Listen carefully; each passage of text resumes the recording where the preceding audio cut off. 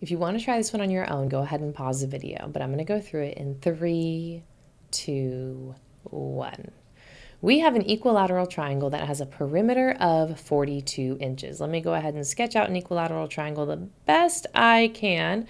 Looks something like that. If the perimeter is 42 inches, then I know that each of the sides must be 14 inches because it's equilateral. All those sides have to be the same.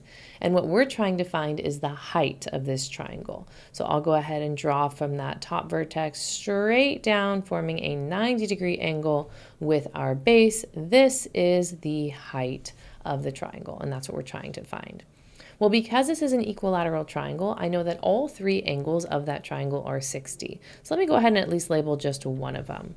And I did create a 90-degree angle. So if I look at that right triangle that I just made, I know that this top angle here is going to be 30. So I just created a 30, 60, 90 triangle with a hypotenuse of 14.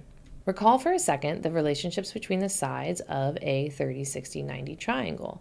The shortest side across from that 30-degree angle we usually call just x. Then my hypotenuse is going to be double x, and the long leg across from my 60-degree angle is x times the square root of 3. So let's use this relationship to fill in the sides of our triangle, specifically that long leg, because that is the height of our original triangle.